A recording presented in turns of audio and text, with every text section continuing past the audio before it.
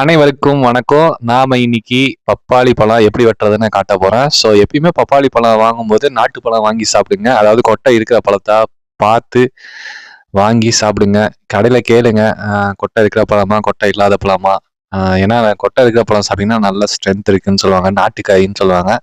So first பழத்த கழுவிக்கோங்க. அப்புறம் கத்தியும் கழுவிக்கோங்க.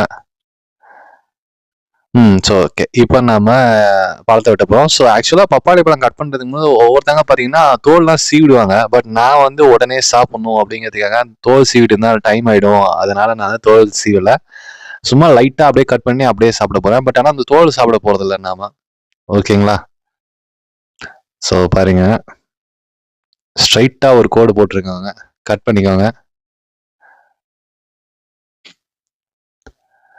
ஸோ இது கட் பண்ணதுக்கப்புறம் பார்த்தீங்கன்னா பாருங்க, இதான் நாட்டுப்பழம். இந்த மாதிரி கொட்டை இருந்தா தான் அது பேரு வந்து நாட்டுப்பழம்னு சொல்லுவாங்க. ஏன்னா சில இது நாட்டுப்பழம் சொல்லி விப்பாங்க. பட் ஆனா அது நீங்க கட் பண்ணி பார்த்தீங்கன்னா உள்ள கொட்டை இருக்காது. ஸோ அதுலேருந்தே தெரிஞ்சிரும் உங்களுக்கு நாட்டுப்பழமா, நாட்டுப்பழம் இல்லாததான்னு. எப்பயுமே இந்த மாதிரி கொட்டை இருக்கிற பழமா வாங்கி சாப்பிடுங்க. அதுதான் உடம்புக்கு நல்லது. ஓகேங்களா? ஸோ ஃபர்ஸ்ட்டு கொட்டையெல்லாம் எடுத்துருங்க வெளிய. தோல் சீவணும். பட் ஆனா நான் உடனே சாப்பிடணுங்கிறதுக்காக தோல் சீவல. ஓகேங்களா? நீங்க வேணாலும் தோல் சீவிக்கோங்க. நான் ஃபர்ஸ்ட்டு அந்த கொட்டைய மட்டும் எடுத்துக்கிறேன். அந்த 2 பழத்துலயும் இருக்கிற கொட்டைய.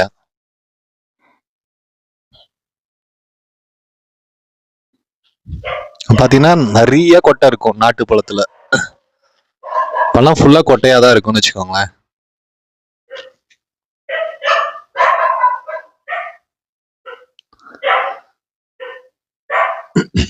ஸோ இப்ப 2 பக்கம் கட் பண்ணியாச்சு. இப்ப இத வந்து 4ஆ கட் பண்ண போறோம்.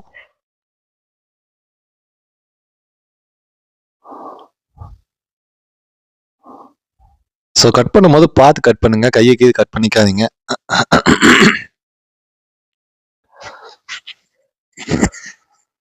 ஸோ ஃபர்ஸ்ட் எப்படி கட் பண்ணோமோ அதே மாரி இதுவும் கட் பண்ணிக்கோங்க.